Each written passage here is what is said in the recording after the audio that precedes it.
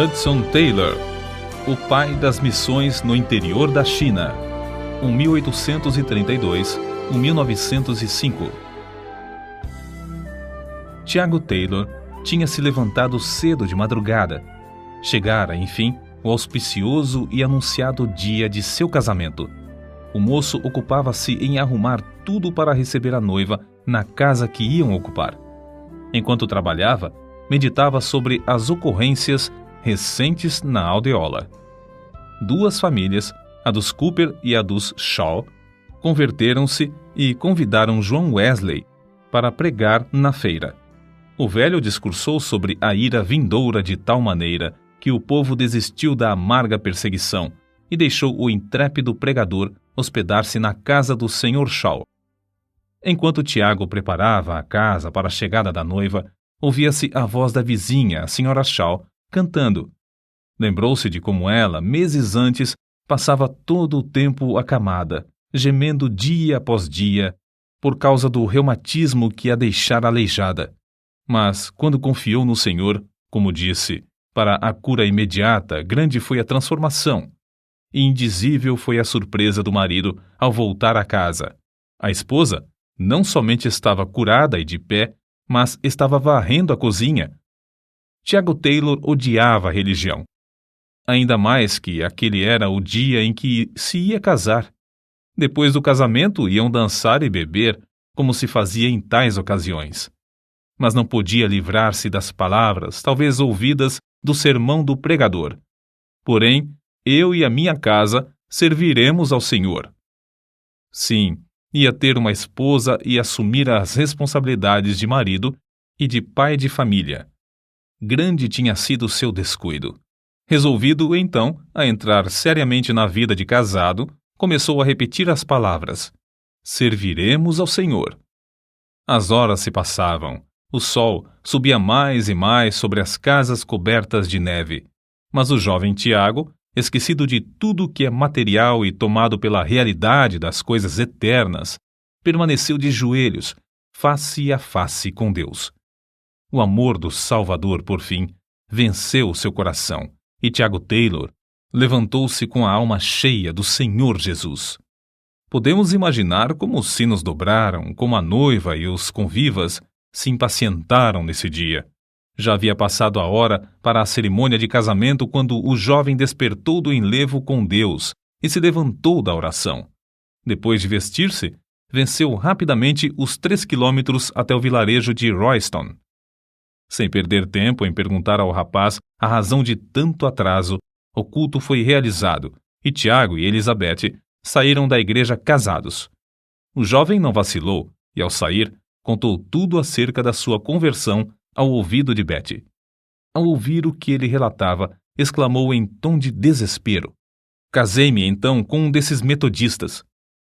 Não houve dança nesse dia. A voz e o violino do noivo foram usados para glorificar o mestre. Betty, apesar de saber em seu coração que Tiago tinha razão, continuou a resistir e a queixar-se dia após dia.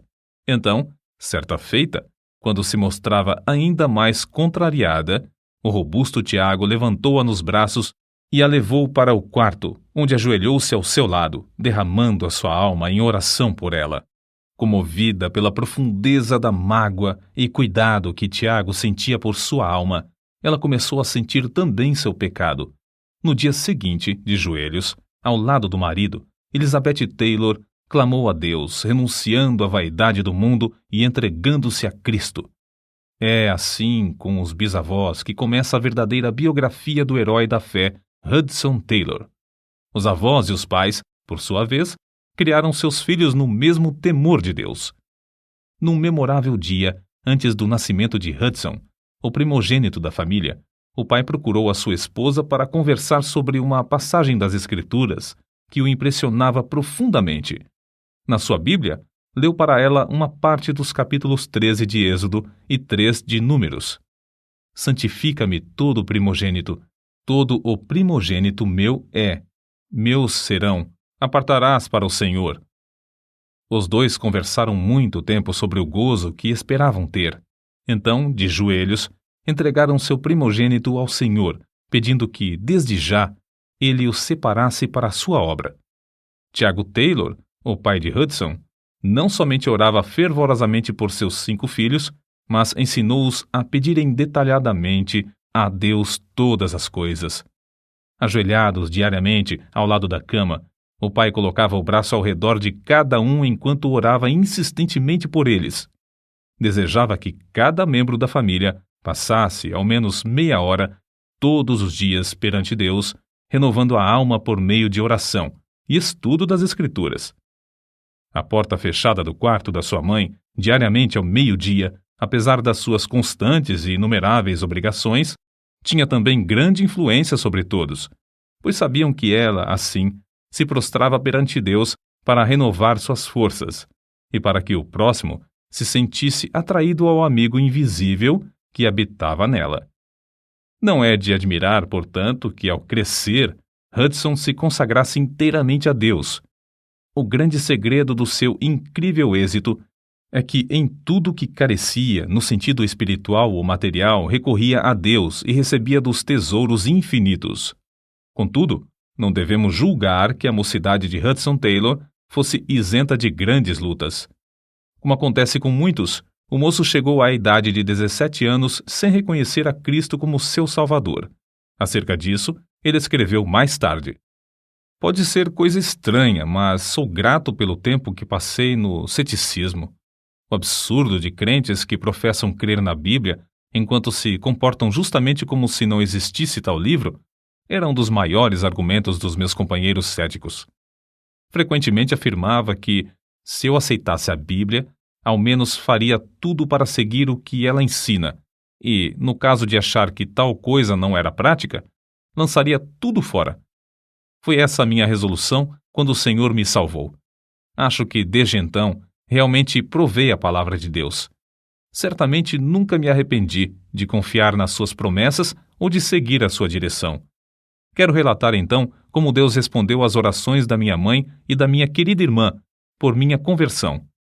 Certo dia, para mim inesquecível, para me divertir, escolhi um tratado na biblioteca de meu pai. Pensei em ler o começo da história e não ler a exortação do fim. Eu não sabia o que acontecia ao mesmo tempo no coração da minha querida mãe, que estava a mais de 100 quilômetros de casa. Ela levantara-se da mesa anelando a salvação de seu filho. Estando longe da família e livre da lida doméstica, entrou no seu quarto resolvida a não sair antes de receber a resposta às suas orações. Orou hora após hora, até que, por fim, só podia louvar a Deus. O Espírito Santo revelou-lhe que o filho por quem orava já se havia convertido. Eu, como já mencionei, fui dirigido ao mesmo tempo a ler o tratado. Fui atraído pelas palavras "a obra consumada". Perguntei-me a mim mesmo: por que o escritor não escreveu "a obra propiciatória"? Qual é a obra consumada? Então, vi que a propiciação de Cristo era plena e perfeita. Toda a dívida de nossos pecados ficou paga, e não restava coisa alguma que eu fizesse. Então, raiou em mim a gloriosa convicção.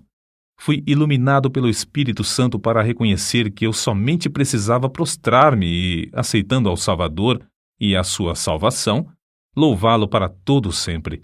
Assim, enquanto a minha querida mãe, no seu quarto, de joelhos, estava louvando a Deus, eu também louvava a Deus na biblioteca de meu pai, onde entrara para ler o livrinho. Foi assim que Hudson Taylor aceitou para a sua própria vida a obra propiciatória de Cristo, um ato que transformou todo o resto da sua vida. Acerca da sua consagração, ele escreveu: "Lembro-me bem da ocasião quando, com gozo no coração, derramei a alma perante Deus repentinamente, confessando-me grato e cheio de amor, porque Ele tinha feito tudo, salvando-me quando eu não tinha mais esperança, nem queria salvação. Supliquei-lhe que me concedesse uma obra para fazer. Algo que envolvesse abnegação, fosse o que fosse. Algo para agradar a quem fizera tanto para mim. Lembro-me de como, sem reserva, consagrei tudo, colocando a minha própria pessoa, a minha vida, os amigos, tudo sobre o altar. Com a certeza de que a oferta for aceita, A presença de Deus se tornou verdadeiramente real e preciosa. Prostrei-me em terra perante ele, humilhado e cheio de indizível gozo. Para que serviço fora aceito, eu não sabia, mas fui possuído de uma certeza tão profunda de não pertencer mais a mim mesmo, que esse entendimento dominou depois toda a minha vida. O moço que entrou no quarto para estar sozinho com Deus nesse dia não era o mesmo quando dali saiu. Um alvo e um poder se apossaram dele. Não mais ficou satisfeito em somente alimentar a sua própria alma nos cultos. Começou a sentir a sua responsabilidade para com o próximo. Anelava tratar dos negócios de seu pai. Regozijava-se com riquezas e bênçãos indizíveis. E, como os leprosos no arraial dos Círios, Hudson e sua irmã, Amélia, diziam: não fazemos bem. Este dia é de boas novas e nos calamos. Desistiram, pois, de assistir aos cultos aos domingos à noite e saíram para anunciar a mensagem de casa em casa entre as classes mais pobres da cidade. Mas Hudson Taylor não se sentia satisfeito. Sabia que ainda não estava no centro da vontade de Deus. Na angústia de seu espírito, como aquele da antiguidade, clamou: não te deixarei ir se me não abençoares. Então, sozinho e de joelhos, surgiu na sua alma um grande propósito. Se Deus rompesse o poder do pecado e o salvasse em espírito, alma e corpo para toda a eternidade, ele renunciaria tudo na terra para ficar sempre ao seu dispor. Acerca dessa experiência, ele mesmo expressou: nunca me esquecerei do que senti então. Não há palavras para descrever. Senti-me na presença de Deus, entrando numa aliança com o Todo-Poderoso. Pareceu-me que ouvi enunciadas as palavras: tua oração é ouvida. Todas as condições são aceitas. Desde então, nunca duvidei da convicção de que Deus me chamava a trabalhar na China. A chamada de Deus, apesar de Hudson Taylor quase nunca a mencionar, ardia como um fogo dentro do seu coração. A seguir, a transcrição de um trecho de uma das cartas enviada à sua irmã. Imagina, centenas de milhões de almas sem Deus, sem esperança, na China. Parece incrível. Milhões de pessoas morrem dentro de um ano sem qualquer conforto do Evangelho. Quase ninguém liga a importância à China, onde habita cerca de quarta parte da raça humana. Ora por mim, querida Amélia, pedindo ao Senhor que me dê mais da mente de Cristo. Eu oro no armazém, na estrebaria, em qualquer canto onde posso estar sozinho com Deus. E Ele me concede tempos gloriosos. Não é justo esperar que... Vê, a noiva de Hudson. Vá comigo para morrer no estrangeiro. Sinto profundamente deixá-la, mas meu pai sabe qual é a melhor coisa, e não me negará coisa alguma que seja boa.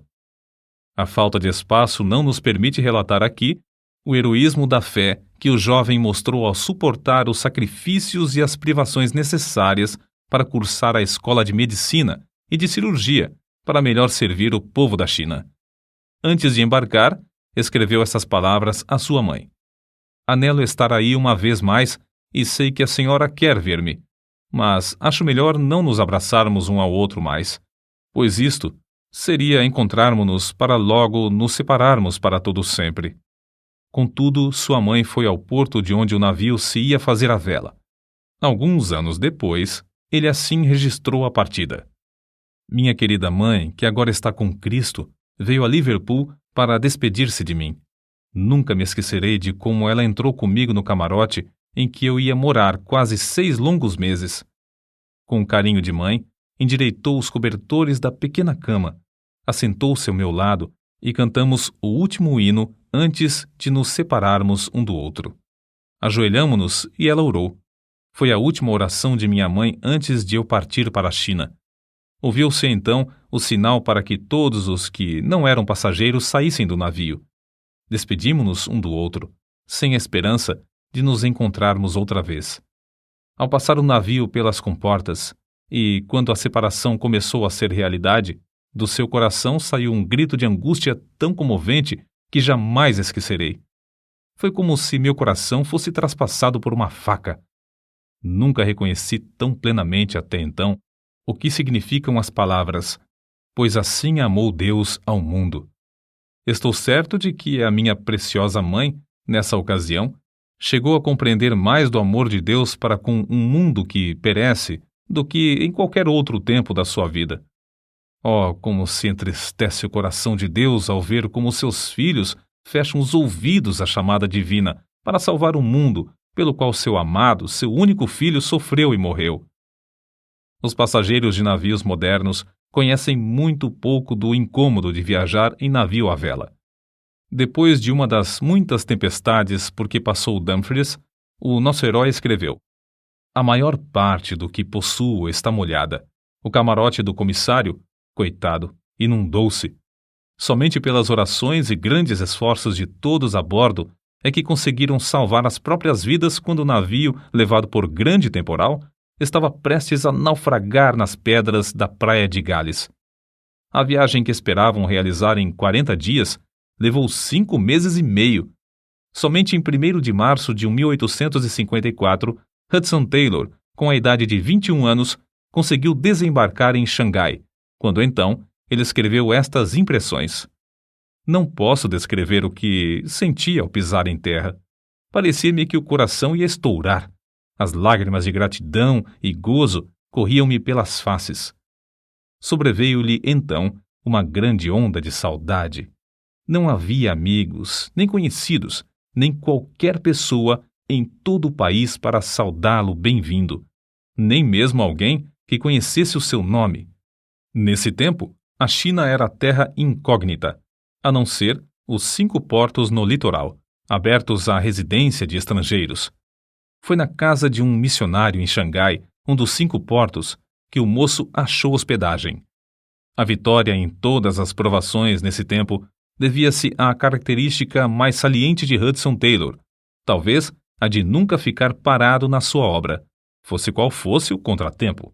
Durante os primeiros 3 meses na China, distribuiu 1.800 novos testamentos e evangelhos e mais de 2.000 livros.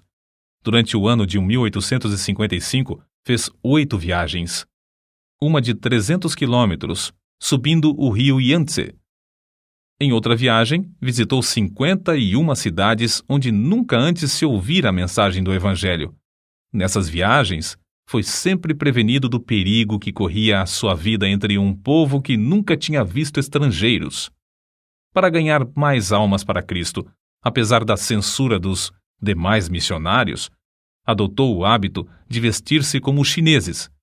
Rapou a cabeça na frente, deixando o resto dos cabelos a formar trança comprida. A calça, que tinha mais de meio metro de folga, ele assegurava conforme o costume, com um cinto. As meias eram de chita branca, o calçado de cetim.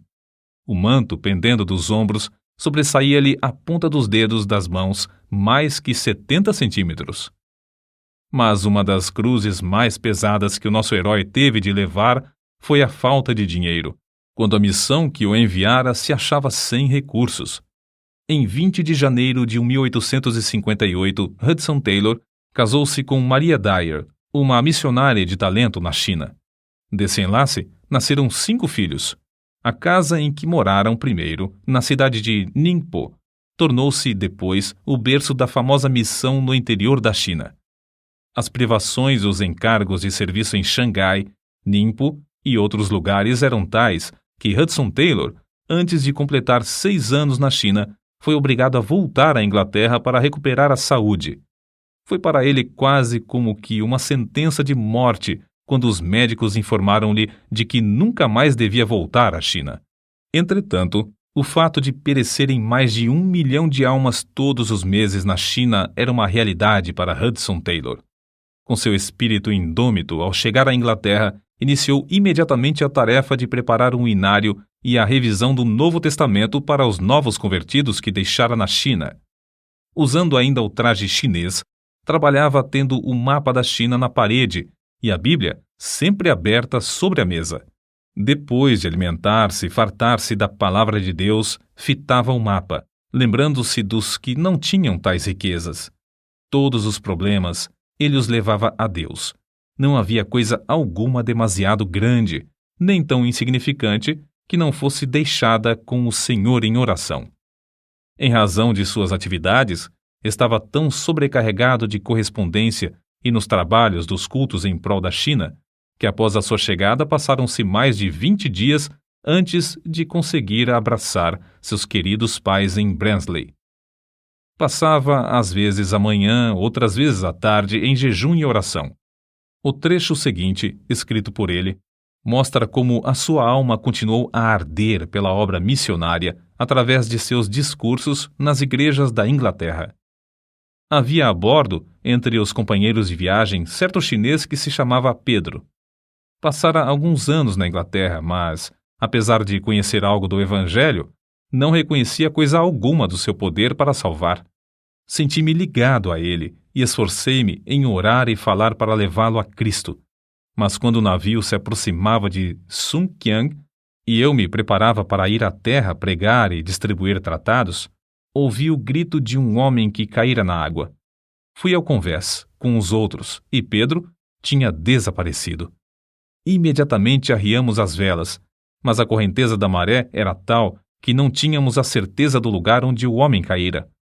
Vi alguns pescadores próximos que usavam uma rede varredora. Angustiado, clamei: "Venham passar a rede aqui, pois um homem está morrendo afogado." "Veb bin", foi a resposta inesperada. Isto é, não é conveniente. Não falem se é ou não conveniente. Venham depressa antes que o homem pereça. "Estamos pescando." "Eu sei, mas venham imediatamente e pagarei bem." "Quanto nos quer dar?" $5, mas não fiquem conversando. Salvem o homem sem demora." $5 não basta, responderam eles. "Não faremos por menos de $30. Mas não tenho tanto, darei tudo o que eu tenho." "Quanto tem o senhor?" "Não sei, porém não é mais do que $14. Então os pescadores vieram e passaram a rede no lugar indicado. Logo a primeira vez, apanharam o corpo do homem. Mas todos os meus esforços para restaurar-lhe a respiração foram inúteis. Uma vida fora sacrificada pela indiferença dos que podiam salvá-la quase sem esforço. Ao ouvirem contar essa história, uma onda de indignação passou por todo o grande auditório. Haveria em todo o mundo um povo tão endurecido e interesseiro como esse? Mas ao continuar o seu discurso, a convicção feriu ainda mais o coração dos ouvintes. O corpo, então, tem mais valor do que a alma? Censuramos esses pescadores, dizendo que foram culpados da morte de Pedro porque era coisa fácil salvá-lo. Mas o que acontece com os milhões que estamos deixando perecer para toda a eternidade? Que diremos acerca da ordem implícita: "Ide por todo o mundo, pregai o evangelho a toda criatura"? Deus nos diz também: "Livra os que estão destinados à morte e os que são levados para a matança, se os puderes retirar." Se disseres: "Eis que não sabemos", porventura, aquele que pondera os corações não o considerará? E aquele que atenta a tua alma não o saberá? Não pagará ele ao homem conforme a sua obra? Credes que cada pessoa entre esses milhões na China tem uma alma imortal e que não há outro nome debaixo do céu, dado entre os homens, a não ser o precioso nome de Jesus, pelo qual devamos ser salvos? Credes que Ele só, é o caminho, a verdade e a vida, e que ninguém vai ao Pai, senão por Ele? Se assim o credes, examinai-vos a vós mesmos, para ver se estáis fazendo todo o possível para levar seu nome a todos. Ninguém deve dizer que não é chamado para ir à China. Ao enfrentar tais fatos, todas as pessoas precisam saber se têm uma chamada para ficar em casa. Amigo, se não tens certeza de uma chamada para continuar onde estás, como podes desobedecer à clara ordem do Salvador para ir? Se estás certo, contudo, de estares no lugar onde Cristo quer, não por causa do conforto ou dos cuidados da vida, então estás tu orando como convém em favor dos milhões de perdidos da China? Estás tu usando teus recursos para a salvação deles? Certo dia, não muito depois de haver regressado à Inglaterra, Hudson Taylor veio a saber que o número de missionários evangélicos na China diminuíra em vez de aumentar. Apesar de a metade da população pagã estar na China, o número de missionários, durante o ano, tinha diminuído de 115 para somente 91. Começaram a soar aos ouvidos do missionário estas palavras: quando eu disser ao ímpio, certamente morrerás, não avisando tu, não falando para avisar o ímpio acerca do seu caminho ímpio para salvar a sua vida, aquele ímpio morrerá na sua maldade, mas o seu sangue da tua mão o requererei. Era um domingo, 25 de junho de 1865, pela manhã. Hudson Taylor, cansado e doente, estava com alguns amigos em Brighton, à beira-mar. Mas, não podendo suportar mais o regozijo da multidão na casa de Deus, retirou-se para andar sozinho nas areias da maré vazante. Tudo em redor era paz e bonança, mas na alma do missionário rugia uma tempestade. Por fim, com alívio indizível, clamou: Tu, Senhor, tu podes assumir todo o encargo. Com tua chamada, e como teu servo, avançarei, deixando tudo nas tuas mãos. Assim, a missão no interior da China foi concebida na sua alma, e todas as etapas do seu progresso realizaram-se por seus esforços. Na calma do seu coração, na comunhão profunda e indizível com Deus, originou-se a missão.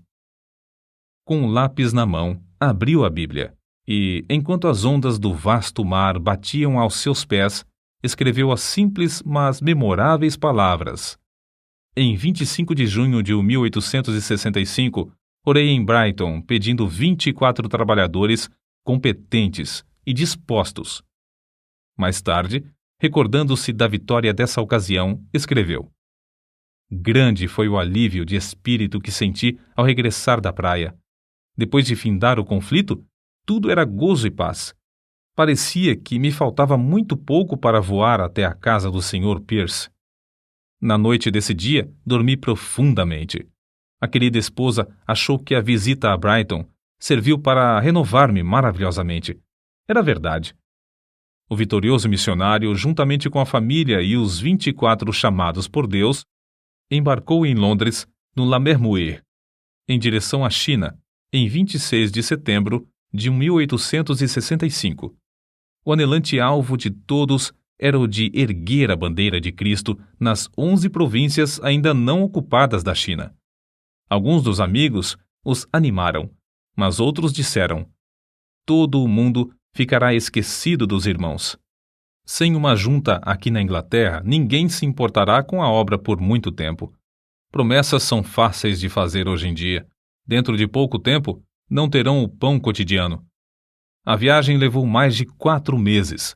Acerca de uma das tempestades, um dos missionários escreveu: durante todo o temporal, o Sr. Taylor se comportou com a maior calma. Por fim, os marinheiros recusaram-se a trabalhar.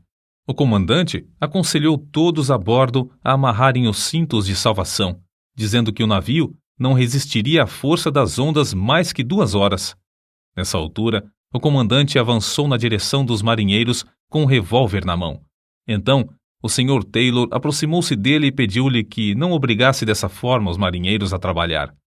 O missionário dirigiu-se também aos homens e explicou-lhes que Deus ia salvá-los, mas que eram necessários os maiores esforços de todas as pessoas a bordo. Acrescentou que tanto ele como todos os passageiros estavam prontos a ajudá-los, e que, como era evidente, as vidas deles também corriam perigo. Convencidos por esses argumentos, os homens começaram a tirar os destroços, ajudados por todos nós. Em pouco tempo, conseguimos amarrar os grandes mastros, que batiam com tanta força que estavam demolindo um lado do navio. Foram horas de grande regozijo quando o Lammermuir, por fim, aportou em Xangai com todos sãos a bordo. Outro navio, que chegou logo após, perdera 16 das 22 pessoas a bordo. Os missionários iniciaram o ano de 1867 com um dia de jejum e oração, pedindo, como Jabes, que Deus os abençoasse e estendesse os seus termos. O Senhor os ouviu, dando-lhes entrada durante o ano em outras tantas cidades. Encerraram o ano com outro dia de jejum e oração. Um culto durou das 11 da manhã às 3 da tarde, sem ninguém se sentir enfadado. Outro culto se realizou às 8h30 da noite, quando sentiram ainda mais a unção do Espírito Santo. Continuaram juntos em oração até a meia-noite, quando celebraram a Ceia do Senhor. No início de 1867, o Senhor chamou Graça Taylor, filha de Hudson Taylor, para o lar eterno, quando ela completava 8 anos de idade. No ano seguinte, a senhora Taylor e o filho, Noel, faleceram de cólera. Foi assim que se expressou o pai e marido.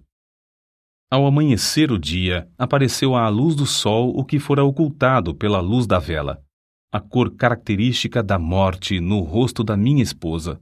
O meu amor não podia ignorar mais, não somente o seu estado grave, mas que realmente ela estava morrendo.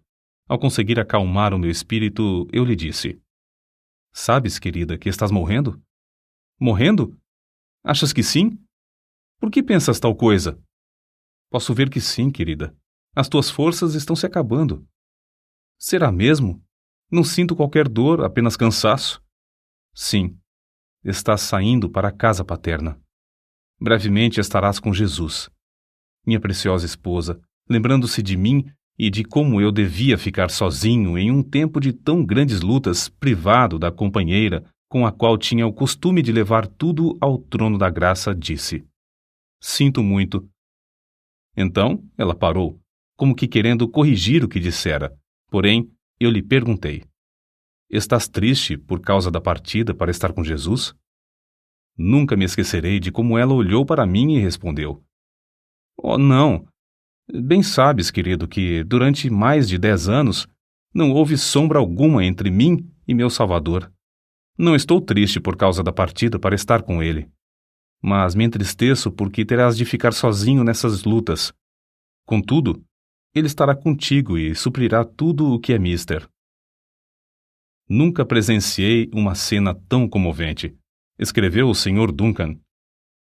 Com a última respiração da querida Sra. Taylor, Hudson caiu de joelhos, o coração transbordando, e a entregou ao Senhor, agradecendo-lhe a dádiva e os 12 anos e meio que passaram juntos. Agradeceu-lhe também pela bênção de ele mesmo a levar para a sua presença. Então, solenemente, dedicou-se a si mesmo novamente ao serviço do Mestre. Não é de supor que Satanás deixasse a missão no interior da China invadir seu território com 24 outros obreiros, sem incitar o povo à maior perseguição. Foram distribuídos em muitos lugares impressos atribuindo aos estrangeiros os mais horripilantes e bárbaros crimes, especialmente aos que propagavam a religião de Jesus. Alvoroçaram-se cidades inteiras, e muitos dos missionários tiveram de abandonar tudo e fugir para escapar com vida. Quase 6 anos depois de o grupo do Lammermuir haver desembarcado na China, Hudson Taylor precisou voltar novamente para a Inglaterra. Durante o tempo em terras chinesas, a missão aumentou de 2 estações, com 7 obreiros, para 13 estações, com mais de 30 missionários e 50 obreiros, estando separadas as estações uma da outra por uma média de 120 quilômetros. Foi durante essa visita à Inglaterra que Hudson Taylor se casou com Miss Falding, também fiel e provada missionária na China. Acerca de Hudson Taylor, nesse tempo, certa pessoa amiga escreveu: "O Sr. Taylor anunciou um hino, sentou-se ao harmônio e tocou. Não fui atraído por sua personalidade. Era de físico franzino e voz mansa. Como os demais jovens, eu julgava que uma grande voz sempre acompanhava um verdadeiro prestígio. Mas quando ele disse 'oremos' e nos dirigiu em oração, mudei de parecer. Eu nunca ouvira alguém orar como ele. Havia na sua oração uma ousadia, um poder, que fez todas as pessoas presentes se humilharem e se sentirem na presença de Deus. Falava face a face com Deus, como um homem fala com um amigo. Sem dúvida, tal oração era fruto de longa permanência com o Senhor. Era como o orvalho descendo dos céus. Tenho ouvido muitos homens orarem, mas não ouvi ninguém como o Sr. Taylor e o Sr. Spurgeon. Ninguém, depois de ouvir como esses homens oravam, pode esquecer-se de tais orações. Foi a maior experiência da minha vida ouvir o Sr. Spurgeon. Era como se ele tivesse tomado a mão do auditório de 6.000 pessoas e as levado ao Santo dos Santos. E ouvir o Sr. Taylor rogar pela China era reconhecer algo do que significa a súplica fervorosa do justo.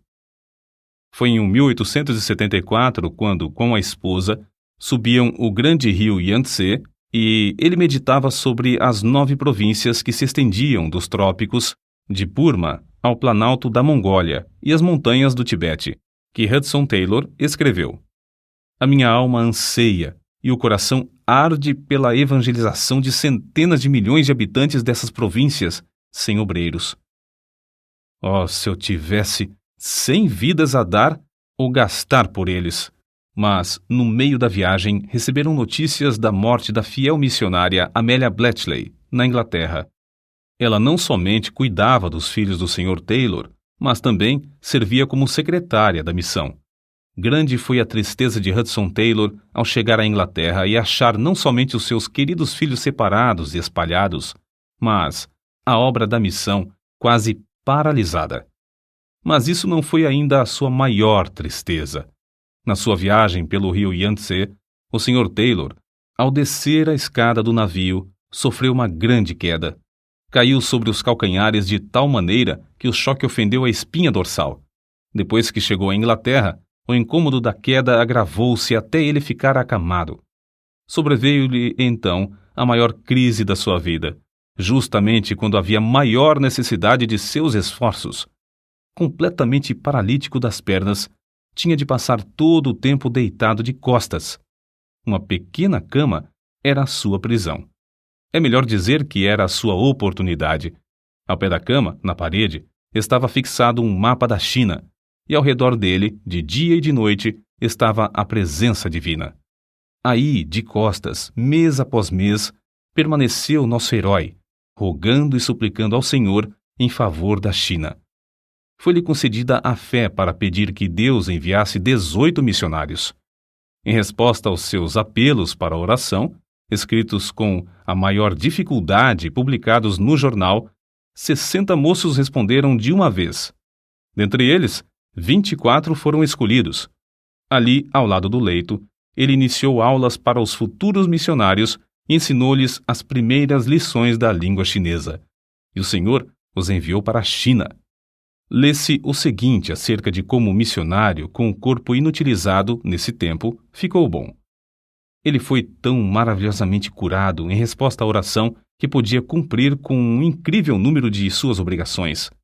Passou quase todo o tempo das férias em Guernsey, escrevendo. Durante os 15 dias que passou ali, apesar de desejar compartilhar da delícia da linda praia com seus filhos, saiu com eles apenas uma vez. Mas as cartas que enviou para a China e outros lugares valiam mais do que ouro. Acerca de uma visita que lhe fez na China, certo missionário assim escreveu: Nunca me esquecerei do gozo e da amável maneira com que me saudou. Convidou-me logo para o escritório da missão no interior da China. Devo dizer que foi para mim uma surpresa, ou choque, ou ambas as coisas. Os móveis eram caixotes. Uma mesa estava coberta de inúmeros papéis e cartas. Ao lado do lume havia uma cama, bem arrumada, tendo um pedaço de tapete a servir de cobertor. Nessa cama o Sr. Taylor descansava de dia e de noite. O Sr. Taylor, sem qualquer palavra de desculpa, deitou-se na cama, e travamos a palestra mais preciosa da minha vida. Toda a ideia que eu tinha das qualificações para ser um grande homem foi completamente mudada. Não havia nele coisa alguma do espírito de superioridade. Vi nele o ideal de Cristo, da verdadeira grandeza, tão evidente que permanece ainda no meu coração, através dos anos, até o presente momento. Hudson Taylor reconhecia profundamente que para evangelizar os milhões da China, era imperioso que os crentes na Inglaterra mostrassem muito mais abnegação e sacrifício. Mas como podia ele insistir em sacrifício sem primeiramente praticá-lo na sua própria vida? Assim ele, deliberadamente, cortou da sua vida toda a aparência de conforto e luxo. Nas viagens pelo interior da China, ele, invariavelmente, se levantava para passar uma hora com Deus antes de clarear o dia, às vezes para depois dormir novamente. Quando eu despertava para alimentar os animais, sempre o achava lendo a Bíblia à luz de vela. Fosse qual fosse o ambiente ou o barulho nas hospedarias imundas, não descuidava do hábito de ler a Bíblia. Geralmente, em tais viagens, orava de bruços, porque lhe faltavam as forças para permanecer tanto tempo de joelhos. Qual será o assunto do seu discurso hoje? Perguntou-lhe certo crente que viajava com ele, de trem. Não tenho certeza. Ainda não tive tempo de resolver, respondeu-lhe Hudson Taylor. Não teve tempo? Exclamou o homem. Ora, que faz o senhor a não ser descansar depois de assentar-se aí? Não conheço o que seja descansar, foi a resposta calma que ele deu. Depois de embarcarmos em Edimburgo, passei todo o tempo orando e levando ao Senhor todos os nomes dos membros da missão no interior da China e os problemas de cada um. Está além da nossa compreensão como, no meio de uma das maiores obras de evangelização de toda a história, ele podia dizer: nunca fomos obrigados a abandonar uma porta aberta por falta de recursos. Apesar de muitas vezes gastarmos até o último penny, a nenhum dos obreiros nacionais, nem a nenhum dos missionários, faltou o prometido pão cotidiano. Os tempos de provações são sempre tempos abençoados, e o que é necessário nunca chega demasiado tarde. Outro segredo do seu grande êxito em levar a mensagem de salvação ao interior da China era a determinação de que a obra não somente continuasse com caráter internacional, mas também interdenominacional, que aceitasse missionários dedicados a Deus de qualquer nação ou denominação. Em 1878, ao regressar de uma viagem, começou a orar pedindo que Deus enviasse mais 30 missionários antes de findar o ano de 1879. Considerando o dinheiro necessário para pagar as passagens e sustentar tantas pessoas, podemos dizer que a sua fé era grande. Pois bem, 28 pessoas com os corações acesos pelo desejo de salvação dos perdidos na China, confiando em Deus para o seu sustento diário, embarcaram antes de findar o ano de 1878 e ainda outros 6 em 1879. Conversando com um companheiro de lutas na cidade de Wuchang, Hudson Taylor começou a enumerar os pontos estratégicos com os quais deviam começar logo a evangelizar os 2 milhões de habitantes do vale do grande rio Yangtze e o do seu tributário, o rio Han. Com menos de 50 ou 60 novos obreiros, a missão não podia dar tal passo, e a própria missão não tinha mais de um total de 100. Contudo, a Hudson Taylor foi dada a fé de pedir outros 70, lembrando-se das palavras: designou o Senhor ainda outros 70. Reunimo-nos hoje para passar o dia em jejum e oração, escreveu Hudson Taylor em 30 de junho de 1872. O Senhor nos abençoou grandemente. Alguns passaram a maior parte da noite em oração. O Espírito Santo nos encheu até nos parecer impossível receber mais sem morrer. Em certo culto, durante quase 2 horas, louvaram ininterruptamente a Deus pelos 70 obreiros já recebidos pela fé. Na realidade, foram recebidos mais do que 70, e dentro do prazo marcado. O Senhor conduziu a missão, pouco a pouco, para uma visão ainda mais larga. Levou os obreiros a pedirem ao Senhor outros 100 em 1887. Assim disse o Sr. Stephenson: se me mostrassem uma foto de todos os 100, batida aqui na China, não seria mais real do que realmente é. Contudo, Hudson Taylor não iniciou precipitadamente o programa de orar e se esforçar para receber mais 100 missionários. Como sempre, devia ter certeza da direção de Deus antes de resolver orar e se esforçar para alcançar o alvo. 6 vezes mais do que o número que pediram se ofereceram para ir. Mas a missão rejeitou fielmente a todos os que não concordaram com os princípios declarados desde o início. Assim, exatamente o número pedido embarcou para a China. Não foram 101, nem 99, mas exatamente 100. Depois da visita de Hudson Taylor ao Canadá, aos Estados Unidos e à Suécia em 1888 e 1889, a missão no interior da China gozou de um dos maiores impulsos para avançar em todos os anais da história de missões. Assim escreveu depois o nosso missionário acerca do que lhe pesava grandemente no coração durante toda a sua visita à Suécia. Confesso-me envergonhado de que, até essa ocasião, nunca tivesse meditado sobre o que o Mestre realmente queria dizer ao mandar pregar o Evangelho a toda criatura. Esforcei-me durante muitos anos, como muitos outros servos de Deus, para levar o Evangelho aos lugares mais distantes. Planejei alcançar todas as províncias e muitos dos distritos menores da China, sem compreender o sentido evidente das palavras do Salvador. A toda criatura? O número total de evangelizadores entre os crentes da China não excedia 40.000. Se houvesse outro tanto de adesões, ou mesmo 3 vezes mais, e se cada um levasse a mensagem a 8 de seus patrícios, mesmo assim não alcançariam mais de 1 milhão. A toda criatura! As palavras abrasavam meu íntimo da alma. Mas, como a igreja e eu mesmo falhávamos em aceitá-las justamente como Cristo queria, isto eu percebi então. Para mim, havia apenas uma saída, a de obedecer. Qual será a nossa atitude para com o Senhor Jesus Cristo quanto a essa ordem? Suprimiremos o título Senhor, que lhe foi dado, para reconhecê-lo apenas como nosso Salvador? Aceitaremos o fato de ele tirar a penalidade do pecado, mas nos recusarmos a confessar que fomos comprados por bom preço e que ele tem o direito de esperar a nossa obediência implícita? Diremos que somos os nossos próprios senhores, prontos a conceder-lhe apenas o que lhe é devido, a ele, que nos comprou com seu próprio sangue, com a condição de não pedir demasiado? As nossas vidas, os nossos queridos, as nossas possessões são somente nossas, não são dele? Daremos o que acharmos conveniente e obedeceremos à sua vontade somente se ele não nos pedir demasiado sacrifício? Estamos prontos a deixar Jesus Cristo nos levar aos céus, mas não queremos que esse homem reine sobre nós? Os corações de todos os filhos de Deus rejeitarão, certamente, uma afirmação assim formulada. Mas não é verdade que inumeráveis crentes em todas as gerações se comportaram tal como se isso fosse a base própria para suas vidas? São poucas as pessoas que o povo de Deus que reconhecem a verdade de que ou Cristo é o Senhor de tudo, ou então não é Senhor de coisa alguma.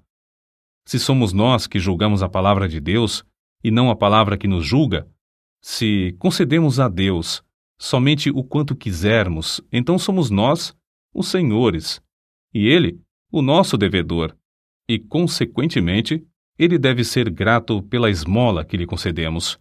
Deve sentir-se obrigado por nossa concordância aos seus desejos. Se, ao contrário, Ele é Senhor, então tratemo-lo como Senhor. E por que me chamais Senhor, Senhor, e não fazeis o que eu digo? Foi assim que Hudson Taylor, sem esperar, alcançou a mais larga visão da sua vida, a visão que dominou a última década de seu serviço. Com os cabelos já grisalhos, após 57 anos de experiência, enfrentou um novo sentido de responsabilidade com a mesma fé e confiança que o caracterizavam quando era mais novo. Sua alma ardia ao meditar nos alvos antigos. Ficou ainda mais firme ao executar a visão de outrora.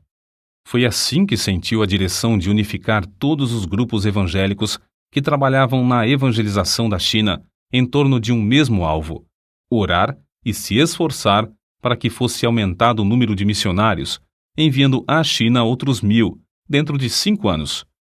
O número exato enviado à China durante esse prazo foi de 1.153. Não é, pois, de admitir que as forças físicas de Hudson Taylor começassem a faltar. Não tanto pelas privações e cansaço das viagens contínuas, nem pelos esforços incansáveis em escrever e pregar, nem pelo peso das grandes e inumeráveis responsabilidades de dirigir a missão no interior da China. Os que o conheciam intimamente sabiam que era um homem gasto de tanto amar. A gloriosa colheita de almas na China aumentava cada vez mais, mas a situação política do país piorava dia após dia até culminar na carnificina dos Boxers, no ano de 1900, quando centenas de crentes foram mortos. Somente da missão no interior da China pereceram 58 missionários e 21 de seus filhos. Hudson Taylor e sua esposa estavam novamente na Inglaterra quando começaram a chegar telegrama após telegrama, avisando-os dos horripilantes acontecimentos na China. Aquele coração que tanto amava cada missionário quase cessou de pulsar. Acerca desse acontecimento, assim se manifestou: não sei ler, não sei pensar, nem mesmo sei orar, mas sei confiar. Certo dia, alguns meses depois, Hudson Taylor, com o coração transbordante e as lágrimas correndo-lhe pelas faces, estava contando o que lera em uma carta que acabara de receber de 2 missionárias, escrita um dia antes de elas morrerem nas mãos dos Boxers. Eis o que ele disse: "Oh, gozo de sair de tal motim de pessoas enfurecidas para estar na sua presença, para ver o seu sorriso." Quando pôde continuar, acrescentou: "Elas agora não estão arrependidas. Têm a imperecível coroa. Andam com Cristo em vestes brancas, porque são dignas." Grifo do autor. Falando acerca de seu grande desejo de ir a Xangai para estar ao lado dos refugiados, ele disse: "Não sei se poderia ajudá-los, mas sei que me amam. Se pudessem chegar-se a mim nas tristezas para chorarmos juntos, ao menos poderiam ter um pouco de conforto." Mas ao lembrar-se de que tal viagem lhe era impossível por causa da saúde, a sua tristeza parecia maior do que podia suportar. Apesar de sentir profundamente a sua incapacidade para trabalhar como de costume, achou grande conforto em estar com a sua esposa, a qual tanto amava. Findara o tempo em que deviam passar longos meses e anos separados um do outro, nas lutas em tantos lugares. Foi em 30 de julho de 1904 que sua esposa faleceu. "Não sinto nada de dor, dizia ela, apesar da ânsia em respirar. Então, de madrugada, percebendo a angústia de espírito do seu marido, pediu-lhe que orasse rogando ao Senhor que a levasse logo. Foi a oração mais difícil da vida de Hudson Taylor, mas, pelo amor que lhe tinha, ele orou pedindo a Deus que libertasse o espírito da sua esposa. Logo que orou, dentro de 5 minutos, cessou a ânsia. E não muito depois, ela adormeceu em Cristo. A desolação de espírito que Hudson Taylor sentiu depois da partida da sua fiel companheira era indescritível. Todavia, achou indizível paz nesta promessa. "A minha graça te basta." Começou a recuperar as forças físicas e, na primavera, fez a sua 7ª viagem aos Estados Unidos. Dali, fez a última viagem à China, desembarcando em Xangai em 17 de abril de 1905. O valente líder da missão, depois de tão prolongada ausência, foi recebido em todos os lugares com grandes manifestações de amor e estima da parte dos missionários e crentes, especialmente dos que escaparam dos intraduzíveis espetáculos da insurreição dos Boxers. Em Xinjiang, o veterano missionário visitou o cemitério onde estão gravados os nomes de 4 filhos e o da esposa. As recordações eram motivo de grande gozo, isto é, o dia da grande reunião se aproximava. No meio da viagem, quando visitava as igrejas na China, sem ninguém esperar, nem ele mesmo, findou a sua carreira na terra.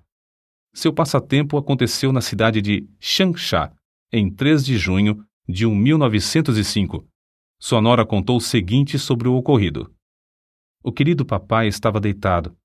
Como sempre gostava de fazer, tirou as cartas dos queridos da sua carteira e as estendeu sobre a cama. Baixou-se para ler uma das cartas, perto do candeeiro aceso, colocado na cadeira ao lado do leito. Para que ele não se sentisse demasiadamente incomodado, puxei outro travesseiro e o coloquei por baixo da sua cabeça, e assentei-me numa cadeira ao seu lado. Mencionei as fotografias da revista Missionary Review, que estava aberta sobre a cama. Howard tinha saído para ir buscar algo para comer, quando papai, de repente, virou a cabeça e abriu a boca como se quisesse espirrar. Abriu a boca a segunda e a terceira vez. Não clamou, não pronunciou qualquer palavra, não mostrou qualquer dificuldade para respirar, nada de ânsia. Não olhou para mim e não parecia cônscio. Não era a morte, era a entrada na vida imortal. Seu semblante era de descanso e sossego. Os vincos do rosto feitos pelo peso da luta de longos anos pareciam haver desaparecido em poucos momentos. Parecia dormir como criança no colo da mãe. O próprio quarto parecia cheio de indizível paz. Na cidade de Xinjiang, à beira do grande rio que tem a largura de mais de 2 quilômetros, foi enterrado o corpo de Hudson Taylor. Muitas foram as cartas de condolências recebidas de fiéis filhos de Deus do mundo inteiro. Emocionantes foram os cultos celebrados em vários países em sua memória. Impressionantes foram os artigos e livros impressos acerca das suas vitórias na obra de Deus. Mas as vozes mais destacadas, as que Hudson Taylor mais apreciaria, se pudesse ouvi-las, eram as das muitas crianças chinesas que, cantando louvores a Deus, deitaram flores sobre o seu túmulo.